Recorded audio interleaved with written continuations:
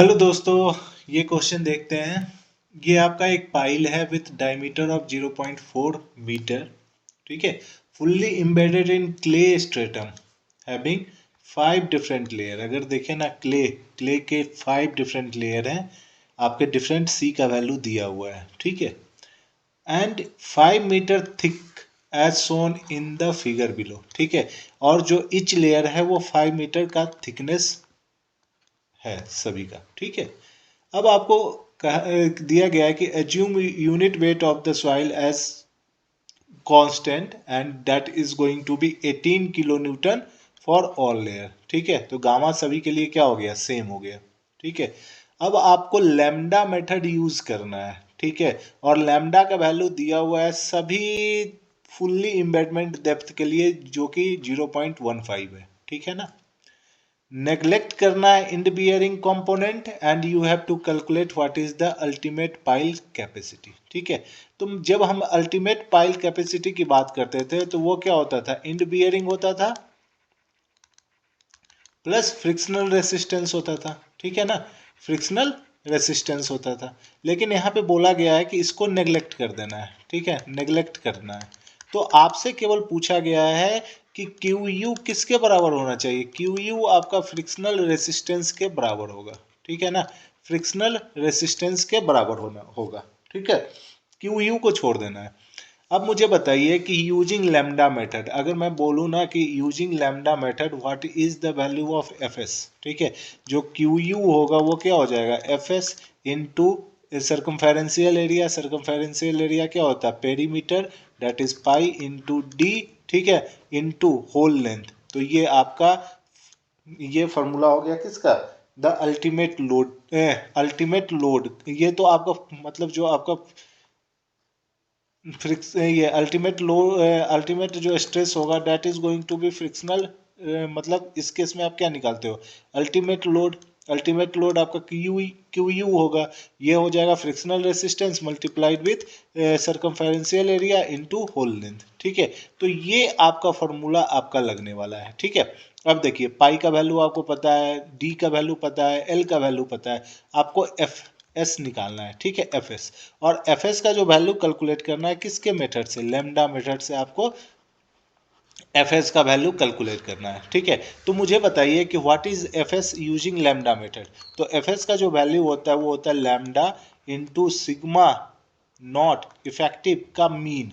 ठीक है ना, मीन वैल्यू होता है मतलब पूरे जो लेंथ है उसमें average value of sigma not होगा, वो भी इफेक्टिव टर्म में, प्लस ये होता है आपका 2 इंटू सी। ठीक है, और ये भी होता है मीन। ठीक है ना, क्योंकि आपका डिफरेंट डिफरेंट लेयर के साथ आपका सी का वैल्यू अलग अलग है, इसका मतलब हमें क्या निकालना पड़ेगा, सी मीन निकालना पड़ जाएगा। ठीक है ना, और उसी तरह जो इफेक्टिव स्ट्रेस है उसका भी हमें क्या निकालना पड़ेगा, मीन वैल्यू निकालना पड़ेगा। ठीक है, अब मुझे बताइए what is C mean. C mean हम कैसे निकालेंगे, तो सी मीन आपका फॉर्मूला आएगा C1L1 plus C2L2 plus C3L3 plus C4L4 plus C5L5 और गेट डिवाइडेड बाई लेंथ। ठीक है ना, टोटल थिकनेस। ठीक है, L L is thickness of the each layer. ठीक है ना, थिकनेस ऑफ लेयर्स।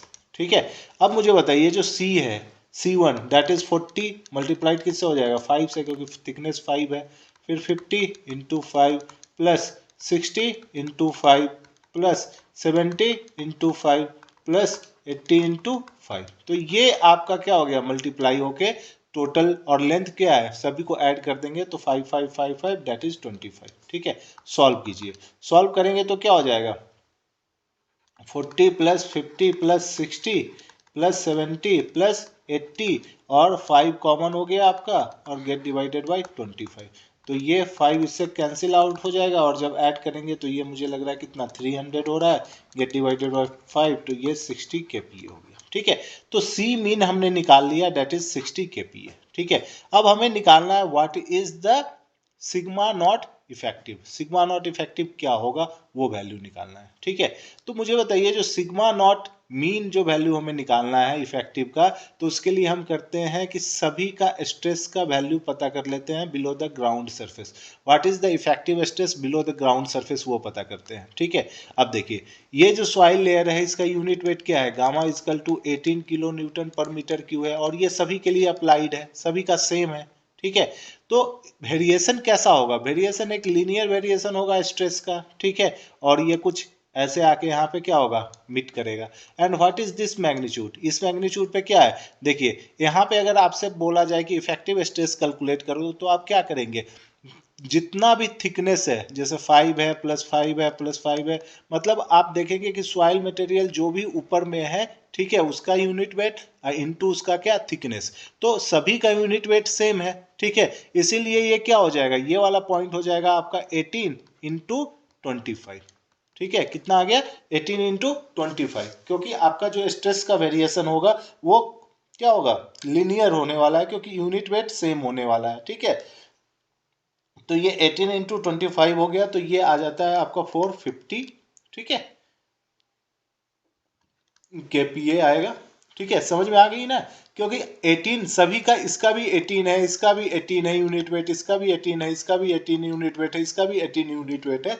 तो आपका क्या होगा, जो वेरिएशन होगा वो जस्ट लीनियर सेम स्लोप के साथ आपका वेरिएशन होगा। ठीक है, अगर आप ऐसे निकालना चाहते हैं तो इस वाले पे क्या होगा, दिस इज 18 + 90, दिस इज क्या हो जाएगा 180, ये वैल्यू क्या हो जाएगा 270, ये वैल्यू क्या हो जाएगा, दिस इज 360, और फिर आपका 450 हो ही गया। ठीक है, तो ये एक तरह से क्या हो गया, ट्रायंगल हो गया, राइट एंगल ट्रायंगल। ठीक है, अब मुझे बताइए कि जो सिग्मा मीन का जो वैल्यू निकालते हो आप, ठीक है ना, सिग्मा मीन का जो वैल्यू निकालते हैं वो निकलता है कैसे, सिग्मा सिग्मा नॉट 1, ठीक है ना, इनटू, नहीं ऐसे नहीं निकालिए, ये आप ऐसे निकाल लीजिए, जैसे मैं बता रहा हूं कि अगर मैं इसका एरिया लूंगा तो ये एरिया A1 आ जाएगा। ठीक है ना, ये वाला एरिया मैं लूंगा तो ये एरिया A2 आ जाएगा, ये एरिया जब मैं लूंगा तो ये एरिया क्या आ जाएगा, A3 आ जाएगा। उसी तरह ये वाला जो एरिया आएगा वो A4 आ जाएगा, और फाइनली आपका ये छोटा वाला एरिया, बड़ा वाला एरिया क्या हो जाएगा, A5 हो जाएगा। तो आप इसको ऐसे करेंगे, जो मीन निकालना है ना, तो वो A1 + A2 + A3 + A4 + A5 और gate divided by total length, ऐसे निकलेगा। ठीक है ना, तो जो A1 है ना, अगर उसे कैलकुलेट करेंगे तो वो तो ऐसे निकल जाएगा 1/2 × 90 × 5। ठीक है, A2 आपका कैसे निकल जाएगा, 1/2 × 180, ट्रेपेजॉइडल है तो 180 + 90 हो जाएगा। ठीक है, 180 + 90 मल्टीप्लाइड विथ 5। उसी तरह A3 भी निकल जाएगा 1/2 × 270 + 180 × 5। उसी तरह A4 निकलेगा 1/2 × 360 + 270 × 5, क्योंकि ये ट्रेपेजॉइडल है, देखेंगे ना तो ये ट्रेपेजॉइडल है, इसी का तो एरिया हम निकाल रहे हैं ना, ये वाला हैच लाइन का। ठीक है, तो ये आपका जो है 360 है, ये आपका 270 है। ठीक है, इसका मतलब 1/2 × 360 × उसी तरह आपका A5 क्या हो जाएगा, 1/2 × 450 + 360 × 5। ठीक है, ये हो गया। और इसको मैं ऐसे भी लिख सकता था, जब सारा एरिया को मैं मल्टीप्लाई कर दिया तो total area get divided by length, मतलब thickness of the soil mass. ठीक है, तो टोटल एरिया अगर मैं निकालूं तो टोटल एरिया कैसे निकल जाएगा, अगर ये सारा एक ही जैसा, मतलब एक ही ट्रायंगल का स्लोप जैसा दिख रहा है, क्योंकि यूनिट वेट सेम है, अगर यहीं पे यूनिट वेट हर लेयर का अलग होता ना, तो ये जो ट्रायंगल होता उसका स्लोप अलग अलग आने वाला था। ठीक है, तब आप इस प्रोसेस से मूव करते, A1 A2 A3 A4 निकालते। लेकिन यहाँ पे जो है ना यूनिट वेट सेम है, तो एक ही क्या हो रहा है, स्लोप का ट्रायंगल बन रहा है। ठीक है, तो मैं इसका डायरेक्ट एरिया निकाल लूंगा, 1/2 × बेस है आपका 450 × टोटल डिस्टेंस आपका क्या आ गया 25।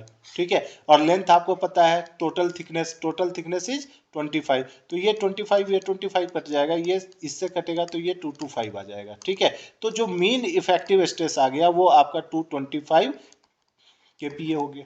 ठीक है ना, ये आ गया। अब मुझे बताइए what is Q U, Q U आपका क्या हो जाएगा, तो ये हो जाएगा Fs × पाई × d × L। ठीक है, Fs का वैल्यू हमारा क्या है, लैम्डा × सिग्मा नॉट मीन, ठीक है, × 2c मीन। ठीक है, और इनटू क्या हो जाएगा, पाई × d × L। अब सबका वैल्यू पुट कर दीजिए, देखिए लैम्डा का वैल्यू 0.15 था क्योंकि ये सभी लेयर के लिए क्या दे रखा है, सेम दे रखा है, ठीक है, तो ये हमने ले लिया।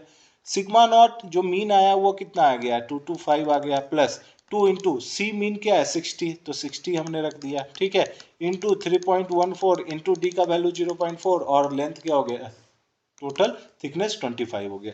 जब आप इसको मल्टीप्लाई करेंगे ना तो कितना वैल्यू आ रहा है वो बता दीजिए।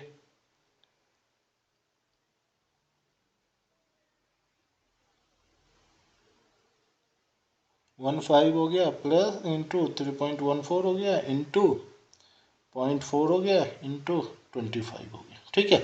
सो this comes out to be 624.95 kilo newton. यही आपका आंसर हो जाएगा, ठीक है, यही आपका इस क्वेश्चन का आंसर हो जाएगा, ठीक है। तो ये जो फ्रिक्शनल रेसिस्टेंस है ना, आप लोग में से बहुत सारे ऐसे होंगे जिन्हें पता नहीं होगा कि ये किस मेथड का यूज करके निकाला गया है, ठीक है।